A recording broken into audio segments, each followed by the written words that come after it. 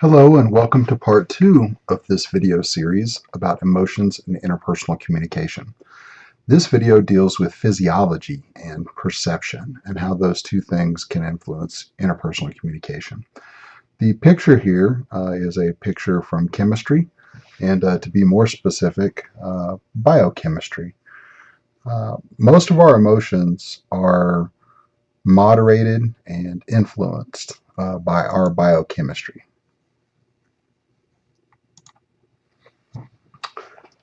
This graphic is kind of a dramatization of some different chemicals that are associated with emotional responses and different hormones associated with some of those responses. Um, I don't speak to the actual veracity that anger, is noradrenaline, or that instances of sadness, are just predicated on um, thyroxine. I'm not really certain what exactly the biochemistry of all these different emotions are, but I am certain that the emotional states of most of us are profoundly impacted by biochemistry. Here's some of the biochemical sort of markers and chemical structures and chemical equations for some of these different chemicals that we experience, some of these different hormones that we experience, as well as some different things that these are responsible for with regard to your nervous system or your parasympathetic nervous system. You can pause the video now and look a little closer at what adrenaline, glutamate, endorphins, serotonin, and all of the other neurotransmitters listed here do to moderate emotions. Bottom line is we experience emotions like happiness, and that is a complex biochemical expression of several different biochemical agents and neurotransmitters.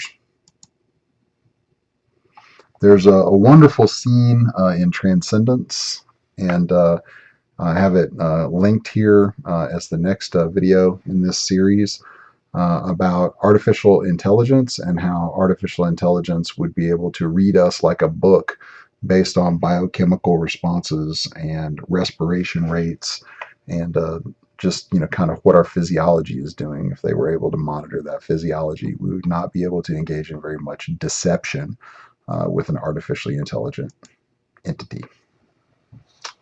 So let's talk a little bit too, in addition to kind of the fact that this is an emotional response, to some different ways that we can categorize how we experience emotion. And the first one is just kind of the formal name of the model that we've already been looking at, and that is that it's neurotransmitters, it's hormones, it's various different biochemicals engaged in an interaction that stimulates an emotional state. And this frame of reference with regard to emotions tends to look at humans as organisms, and it tends to look at an organismistic, kind of response to emotions where we have a stimuli, there's this neurochemical response, and that leaves us in some type of an emotional state. Remember, we have all those at work. The perceptual model, as opposed to that physiological model, is basically a prism for interpreting emotions that says that it's more subject to perception. In other words, we perceive a stimulus, and that's really what happens first with regard to our response to the stimulus. So we categorize the stimulus, we organize the stimulus, and then after that categorization, after that organization, we then engage in a physiological response. That physiological response is moderated through our perception. In other words, if we perceive something and our perception of it is that it is non-threatening, then we may have a non-threatening physiological response where our adrenaline doesn't spike, we don't get stress hormones like cortisol, and we remain relatively calm. So if we were to look at something that didn't spike our emotions, we might stay in a relatively calm emotional state. Finally, of these three different prisms that we're looking at, first we looked at physiological, then we looked at perceptual. Now we're looking at the social model of emotion. Now, according to the social model of emotion, we experience a stimulus, but before we really get too far into too much of anything, we frame everything through this social or cultural norms first, and then we decide how we're going to perceive that particular stimulus. So it may be that we're experiencing something, but it would be incorrect for us to, potentially respond that way. So we are bored and we're at a funeral and somebody says something funny. We want to respond. We want to experience that emotion of happiness. But based on framing rules and feeling rules and other things like that, we may feel that it's inappropriate for us to demonstrate levity in that situation in that circumstance. So that leads us to having a perception of that communication as not being something that we want to laugh at. Hence, we may have a physiological response where we tamp down laughter and instead rather screw a frown onto our face, and we engage in emotional work, and thereby we feel the emotion in a more correct way for whatever the framing or the feeling rules that we're experiencing are. And then we actually have an expressed emotion, which is a product not only of our physiological response and our perception, but also of these socially moderated and modulated framing and feeling rules as well. So, some reasons why we may not want to express emotion.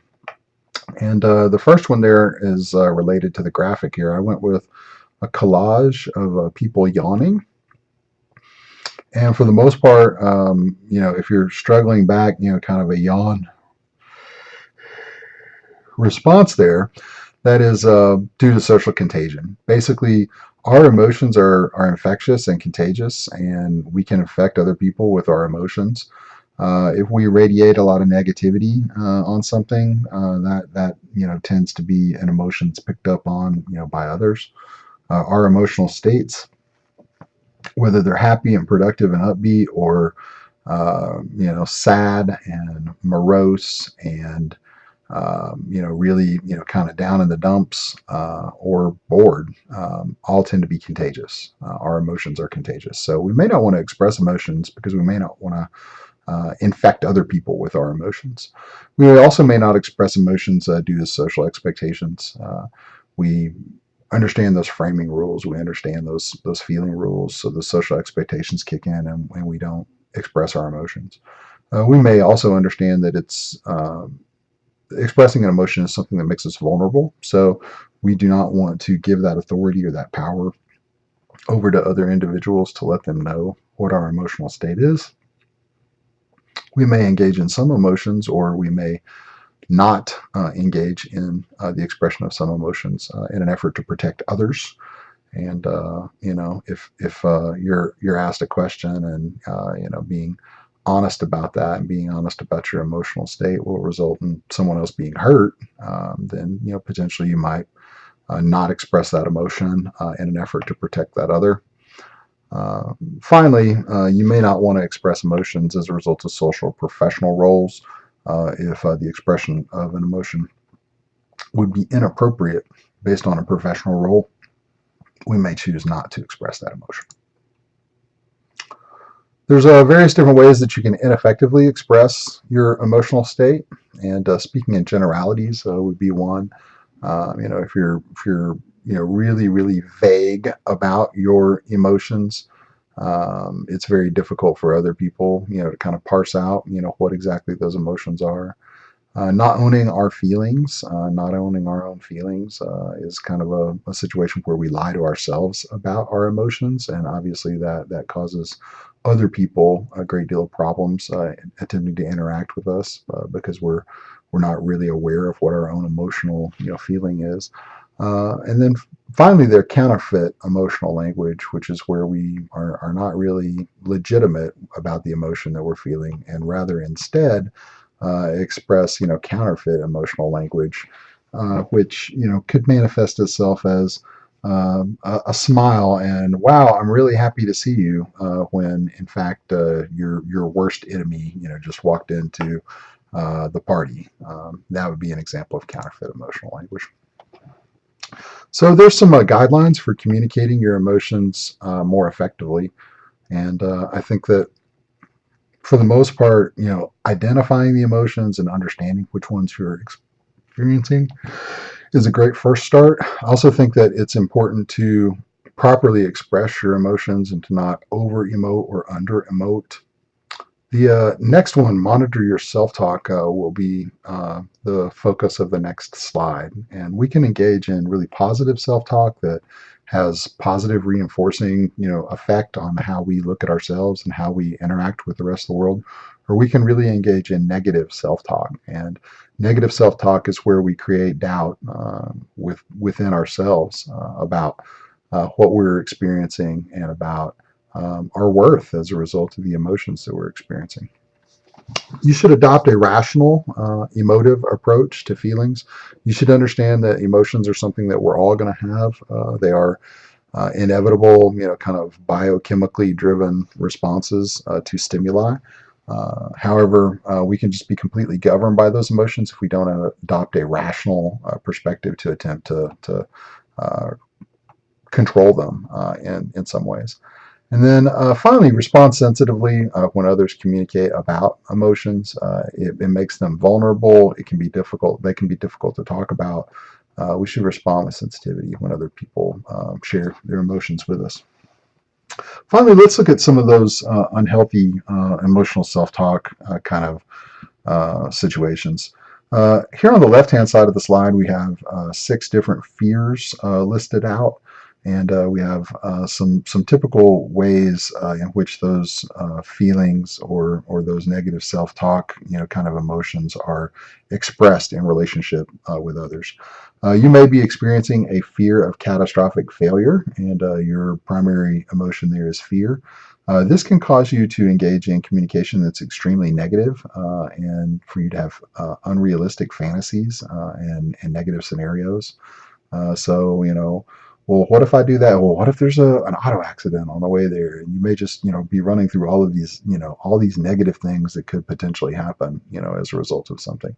That's usually very closely related to fear of some type of a catastrophic failure, and you are limiting yourself and your interactions with others if you're engaged in that kind of negative self-talk.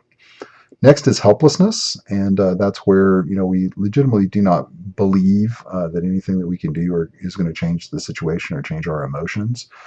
People who have an overwhelming feeling of helplessness and a lack of autonomy and a lack of agency often experience resignation and depression. Perfectionism. Perfectionism occurs when you have an unrealistically low self concept of yourself. The manifestations of perfectionism are stress and chronic dissatisfaction with yourself and with your work effort. Typically, this results in situations where you are jealous of others because you feel like they are more perfect than you are. You may become envious of others, and you may also, kind of alienate others with your constant need for everything to be perfect. Remember, perfect is the enemy of done, and perfect should not be the enemy of good. Fourth, obsession with should. Um, you are obsessed with how the relationship should be, or how your emotions should be, or how a situation should be, and this saps productivity, both your productivity and other people's productivity. It creates a communication climate of defensiveness, and it can alienate you from your feelings. You may be sitting there saying, "Well, I should feel this way, but I don't." Instead, I feel this way. Well, that's where those framing rules, are kind of, overwhelming what you're actually experiencing, what your own, kind of biological response to that particular stimuli actually is. and what your own perceptual and cultural response to that stimuli is. Next is overgeneralization, and that's where you perceive one failure as typical of the self. In other words, you're making a hasty generalization and saying that a failure in one area is probably going to result in a failure in another area, and that's an overgeneralization that you're engaging in. You're engaged in a logical fallacy about your own ability to experience emotions. And then finally, we have taking responsibility and thinking that you're responsible for others' emotions, having guilt about how other people may feel about a situation that was not your causing.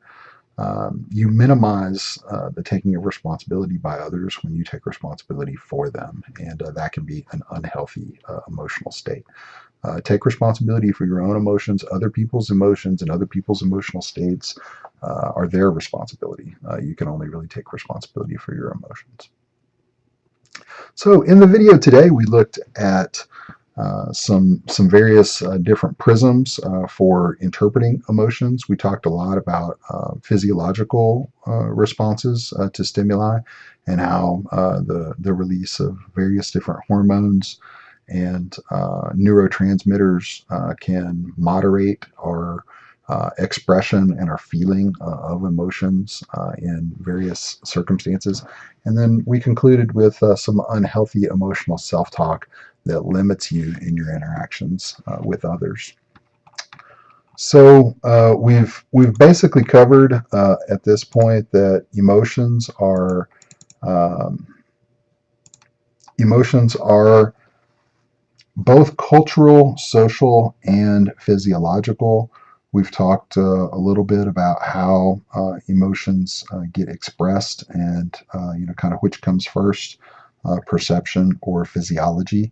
And in general, emotions are vitally important to interpersonal communication and really make a tremendous difference in our positive or our negative feelings about ourselves and about our communication with others.